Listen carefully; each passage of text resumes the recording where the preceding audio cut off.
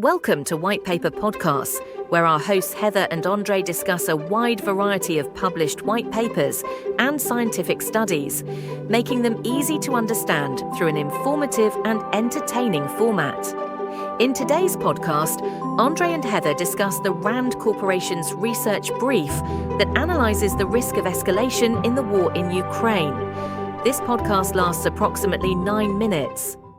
All right, so you want to take a deep dive into the escalation risks of this Ukraine war. And honestly, yeah, I get it. It's kind of like watching a car crash in slow motion, except the car is the entire world, and we're all kind of strapped in. You sent over some seriously heavy reading on this, and, well, luckily, we've got our expert here to help us unpack it all. And a good thing, too, because even those folks paid to make sense of global politics. Yeah. You know, the ones with, like, international relations practically stamped on their foreheads.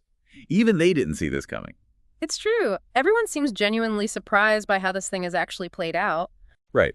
It's like trying to predict a chess game played by pigeons. Mm-hmm.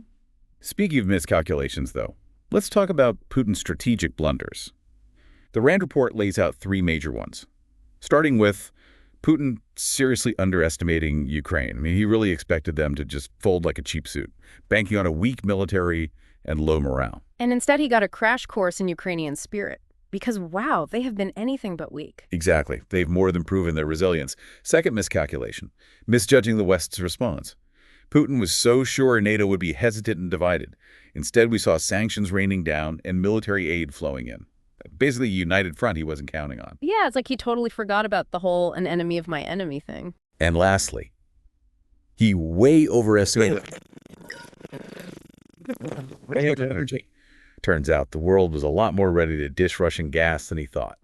So yeah, those are the big miscalculations from the report. But what I found even wilder was just how off base the initial invasion plan was. Right. The report uses this word to describe, shambolic. It's like something out of a bad spy movie. Totally. It sounds like maybe Putin surrounded himself with too many yes men, ignoring anyone who might have told him, sir, this might not be a cakewalk. And that's the thing. It wasn't just a military strategy fail. It was an information flow fail.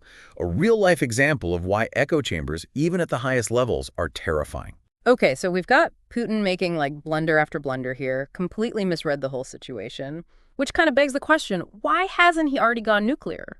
I mean, if he's this desperate, why not just pull out the big guns? Well, hold on. It's not like he hasn't escalated things at all. We've seen those horrific attacks on civilian targets. Power grids, hospitals, even schools haven't been off limits. Mm-hmm. Targeting innocent people like that, that's a form of escalation in itself, and a terrifying one at that. You're right. We can't forget about that. But when we talk about the truly catastrophic stuff, like nuking Kiev or marching on a NATO country, that hasn't happened, at least not yet. And the report seems to think the key factor holding him back is fear. Fear of what exactly? NATO's reaction. You got it. Putin's a lot of things, but he's not stupid. He knows going head-to-head with NATO would be disastrous. The report talks about how he's been testing the waters, these incremental escalations, seeing how far he can push things without triggering a full-blown NATO response. So it's like he's playing chicken with the entire Western world. Basically, except in this game. The whole world is in the passenger seat. And the stakes are just unbelievably high. Exactly. And you know what? There's another layer to this whole escalation game. The West's response.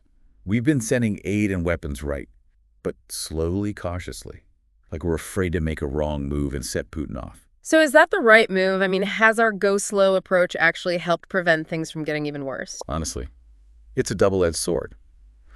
On the one hand, by avoiding any sudden drastic moves that might make Putin panic, we might be buying time for diplomacy, maybe even a negotiated solution. But on the other hand, this drip feeding of support, this could backfire spectacularly.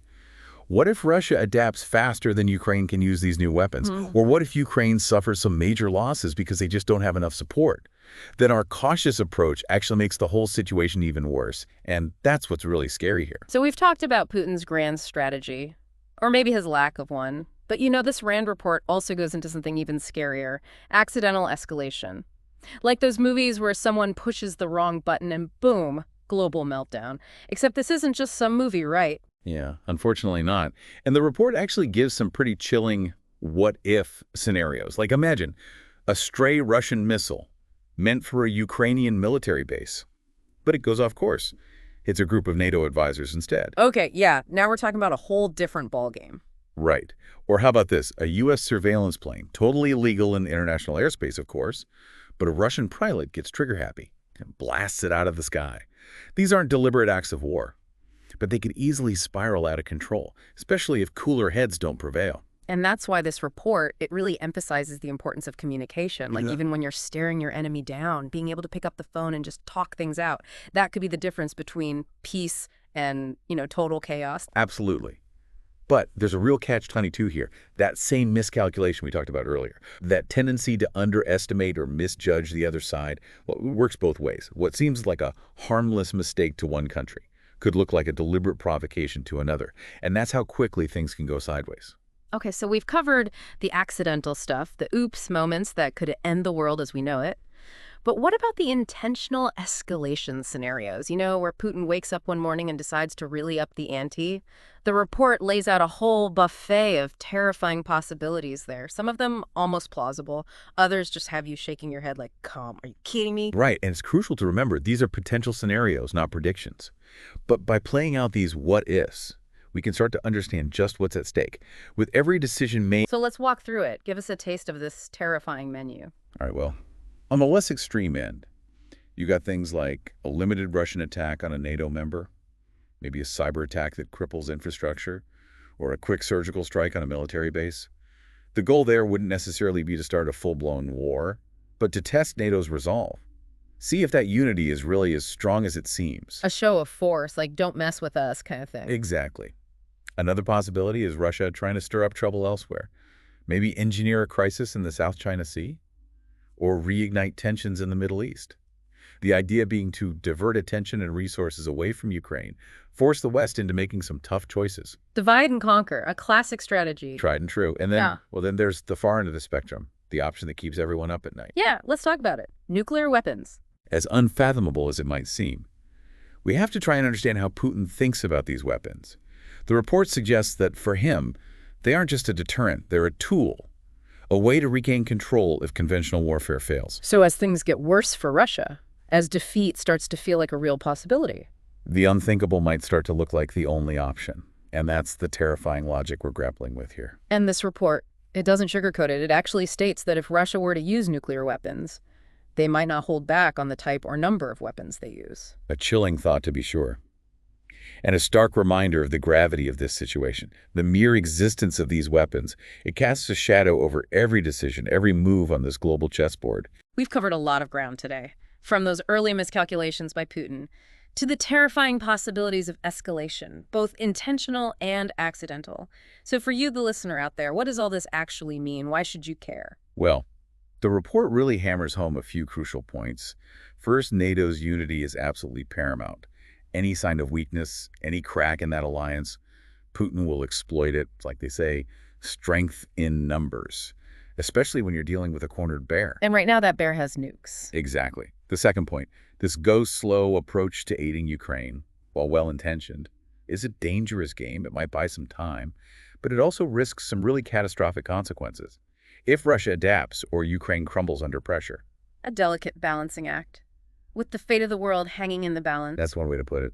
So this deep dive, it's been a crash course in the terrifying possibilities of escalation. And as we all try to navigate this uncertain landscape, understanding those risks, understanding the motivations at play here, and the potential consequences of every action, it's more critical than ever. So we'll leave you with this. If Putin sees himself as fighting for his survival, how does that change our understanding of what's possible? Even if those possibilities seem unthinkable right now, that's something to chew on as we all try to navigate this brave new world. Thanks for joining us for this deep dive.